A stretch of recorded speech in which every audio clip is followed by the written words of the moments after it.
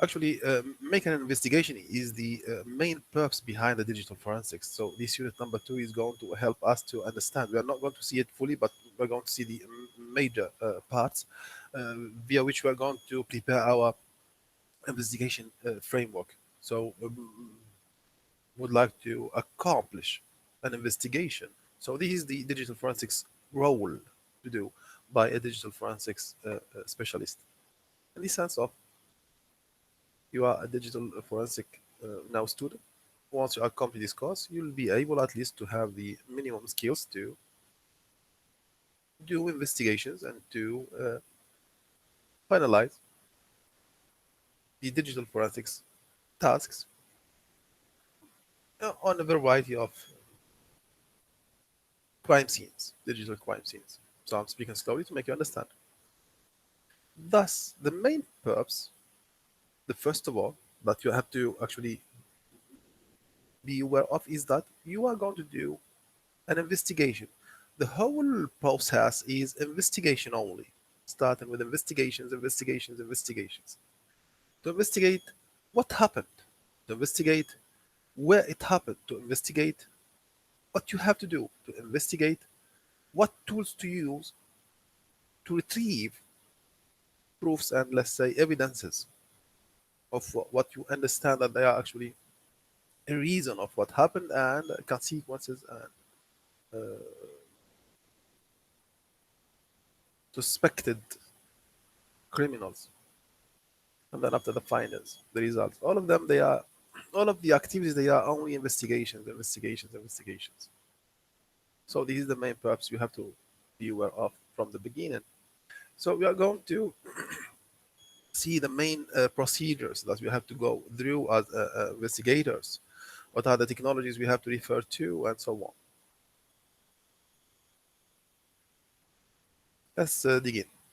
Uh, Computer actually the investigation. The first of all, actually, we are going to refer to a specific uh, a framework in addition to the use of specific tools to gather the maximum information actually to as I was saying to answer a list of questions amongst of them, and the most important is that who did that and how it happened.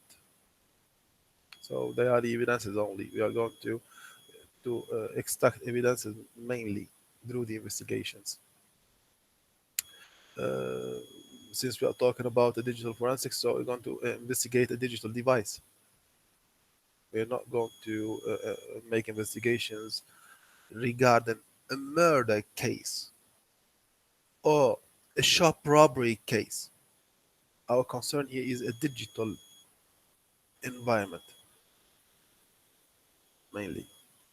Yet laws we are using here, and as we said in unit number one, they are mainly human imposed laws. And since the digital environment and digital forensics, it's a newly settled field, and in so many countries, they do not have actually dedicated digital uh, laws. So we can acquire the regular law until the digital law would be actually imposed.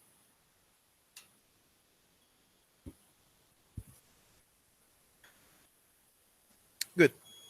Usually, and whenever we are making investigations as digital forensics, we have to take care of all parties, whether we are the party is the the doer or the one that has actually received the action, the criminal or the innocent party.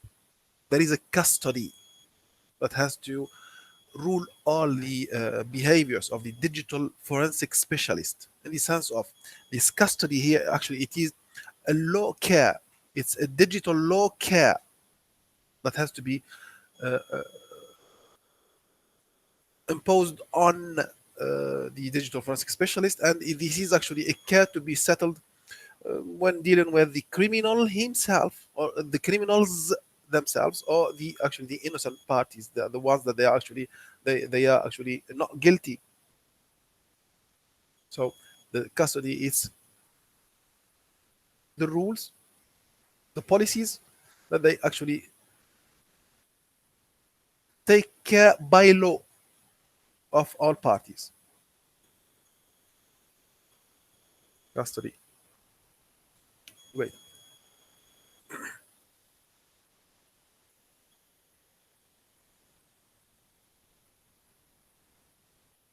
Okay. Uh, every and each single trial to trespass a security layer, it's an offense. So there are laws that they have actually to specify how and when to use actually um, the technical skills in order to trespass the security layers. In the sense of, if you are making an investigation on a computer which is secured with, let's say, an authentication mechanism, whatever the authentication mechanism is, the password based is one of the examples only. There are laws that they actually secure and ensure that a digital forensic specialist can trespass using his skills, trespass those authentication mechanisms for the reason of the investigation or for the purpose of investigation only.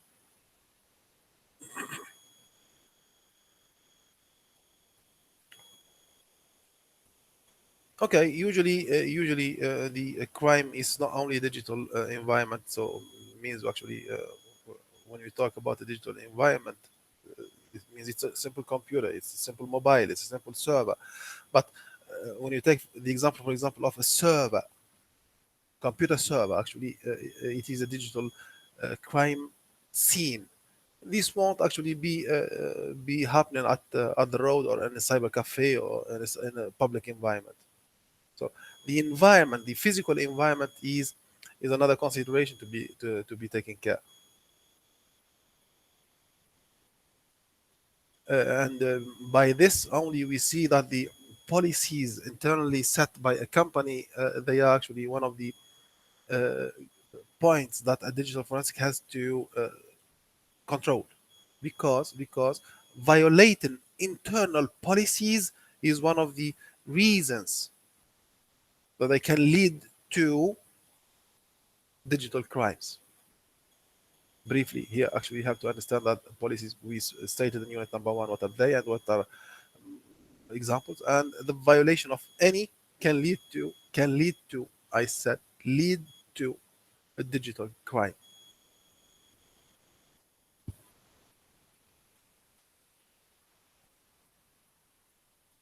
Great.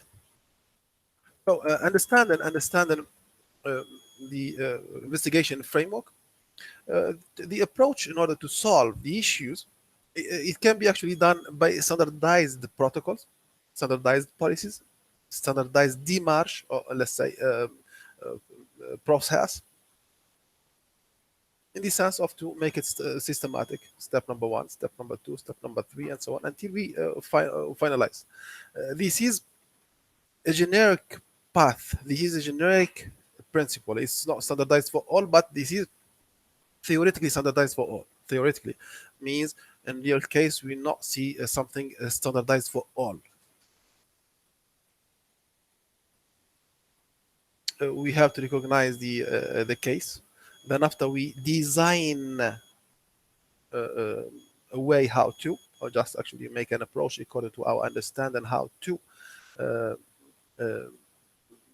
to understand the scene, how it happened, means what are the actors or whom are the actors, what are the devices used, what are the systems used, and so on. It's an approach via which, or it's a design via which digital forensic specialist understands the preliminary scene.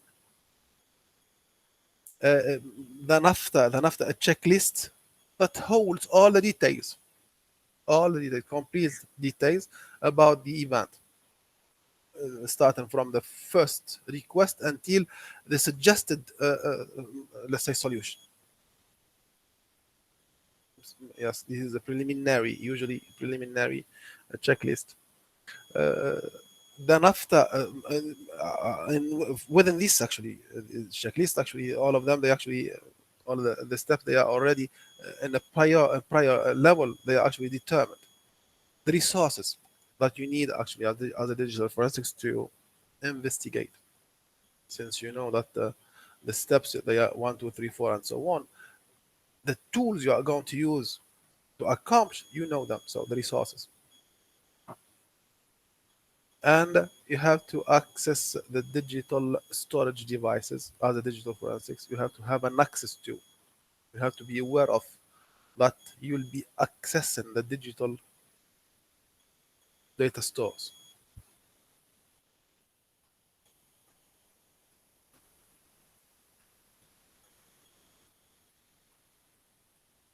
Yes, okay. Still in the same context only. Risks for both sides, whether you are going to actually be able to accomplish all the steps or not, this is one of the risks. Then the risks of losing data when you investigate. You can see it actually from two sides, but even though in all cases you'll be actually at the risk of not reaching the final step. Means actually you did the checklist at the beginning at the early age. Come on, you did the checklist at the beginning, but at the end you'll not be able to accomplish. Why? Because of group of risks. Some of the risks, because I give you an example. If you use a RAM, a memory, a volatile memory for investigations, the RAM actually everything in it is being volatile once the computer is off. Yet there are traces.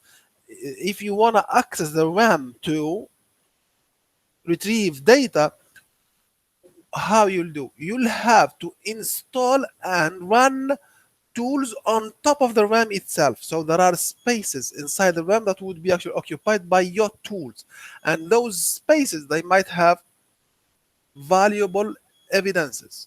This is a risk to lose them. So it has to be considered. Uh, the risks from the beginning, since you recognize them, since you recognize you as a digital forensic specialist, you have to minimize them, you have to control them. Before you do anything, you have to mimic or make actually an analysis, not an analysis, but actually it's sort of visualization. It's a test of what your action would look like. After you recover, after you retrieve the evidences, recover or retrieve the evidences, you have to analyze them to say this is yes valid, this is not, this is required, this is not, and so on. Because you may recover so many things from a digital device, but you do not need all. And you may not need any. You do not need any. So it depends. You have to analyze that. Then after the analysis, actually, and the primordial, let's say, analysis, you have to do the technical investigation. You're specialized.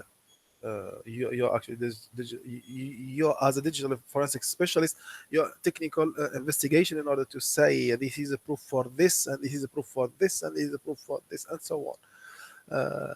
Investigation. You report what you find, your findings, and you just say yes, the case has been terminated.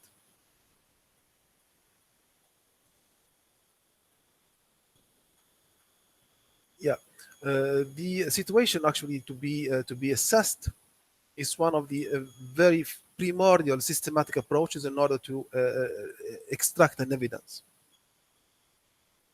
States of a data, states of the device, states of the environment, situation you have to describe. So this is an assessment. Come on, this is an assessment that you as a digital forensics you have to start with. Then actually those are actually, come on, group of steps you have to go through in order to assess the first view of a case to say that you are able to retrieve the evidence or not, or there are obstacles, or there are risks, or there are actually any light to say that yes, you are going to retrieve evidences or not. So this is actually an assessment, a primordial assessment that you as a digital forensic has to pass through. I have to.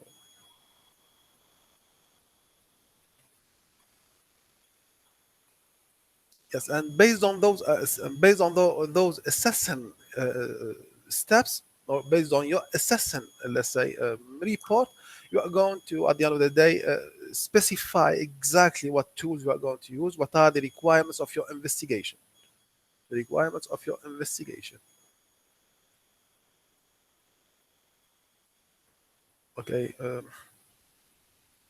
The investigation actually that you specified now, the investigation requirements that you specified now, since actually it's a systematic approach, since you are specifying the requirements of an investigation, so you are going to plan for that. You are making a plan for that actually.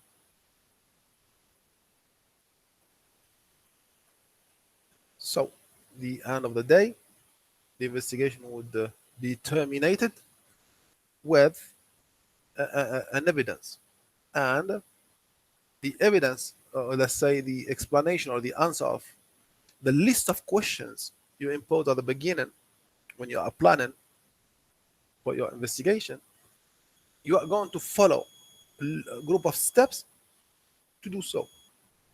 Amongst of them, you have to guarantee that all your findings and all of your life cycle outputs, the investigation life cycle outputs, have to be secured.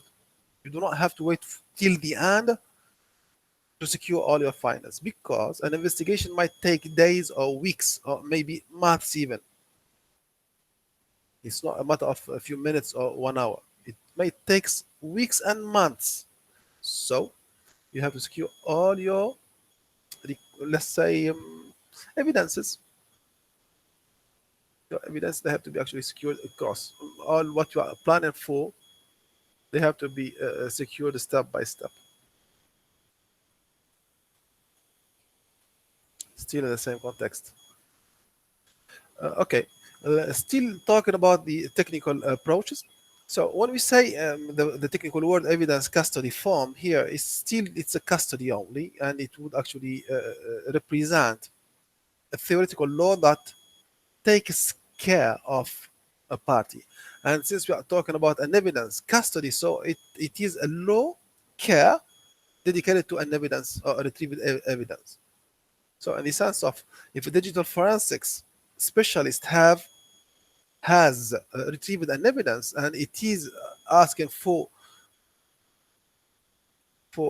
actually a secured container to be utilized, so this finding here, this evidence here, it is by law considered and secured and protected and taken care by law. It has to be actually took care, responsible party, they have to take care of by law.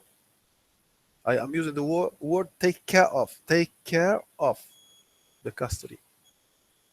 Okay, there are forms, and there are actually mainly structures to generate an evidence and to prove that this is an evidence and so on. But and those forms, they are actually either to go behind a one evidence structure or architecture, or a multi-evidence structure or architecture. So you are going to go behind a scene where there is only one evidence. You are just interrogating and investigation one evidence. So you'll use the form that is settled for one single evidence form, structure or architecture, or the other case, which is prescribing a crime scene that has multi evidences. I'll stop at this level, Aya. I'll stop at this level, Aya. The next class, you have your in semester. I'm gonna stop the recording also.